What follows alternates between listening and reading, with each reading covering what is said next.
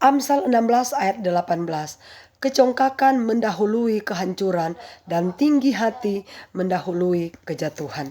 Saudara yang diberkati oleh Tuhan Yesus, kalau kita ingin jalan kita lurus, kalau kita ingin Tuhan menyertai setiap langkah kita, kita harus selalu sadar bahwa apapun yang kita kerjakan, kalau bukan karena Tuhan, pasti akan sia-sia. Bukan karena kepintaran kita, bukan karena kehebatan kita, bukan karena kemampuan kita, bukan karena kekuatan kita. Kalau kita bisa sukses sampai hari ini, itu semata-mata karena pertolongan dari Yang Maha Kuasa. Ulangan 8 ayat yang ke-14. Jangan engkau tinggi hati sehingga engkau melupakan Tuhan Allahmu yang membawa engkau keluar dari tanah Mesir, dari rumah perbudakan. Ayatnya yang ke-18. Tetapi haruslah engkau ingat kepada Tuhan Allahmu, sebab Dialah yang memberikan kepadamu kekuatan untuk memperoleh kekayaan, dengan maksud meneguhkan perjanjian yang diikrarkannya dengan sumpah kepada nenek moyangmu seperti sekarang ini. Saudara, banyak orang tidak pernah menyadari dari mana dia berasal. Dahulunya kita masih susah, masih miskin, tidak punya apa-apa.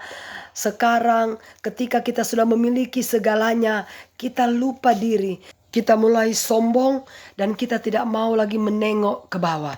Saudara yang diberkati oleh Tuhan Yesus, kesombongan itu bukan saja milik orang kaya. Orang miskin pun bisa sombong.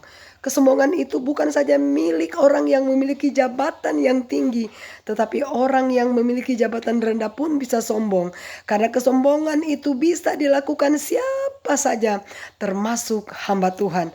Untuk itu berhati-hatilah. Marilah kita mendekatkan diri kita kepada Tuhan, karena sesungguhnya tanpa tangan Tuhan kita tidak bisa berbuat apa-apa.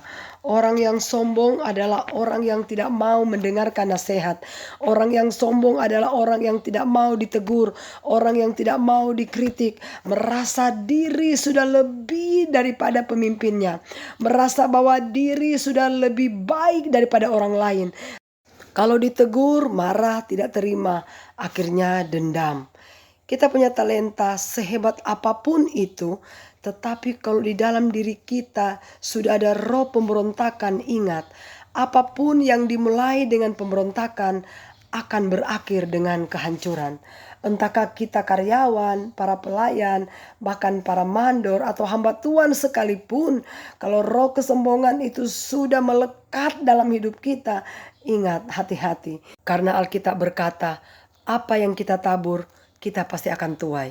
Ketika kita masih karyawan, kemudian kita berontak terhadap pemimpin kita, satu ketika kita jadi pemimpin, maka anak buah kita pasti akan berontak terhadap kita. Karena hukum tabur tuai, apa yang kita tabur itu yang akan kita tuai. Terkadang ketika kita ditegur, kita mulai mencari kebenaran sendiri dengan berkeliling satu persatu mendatangi orang untuk mencari pembelaan.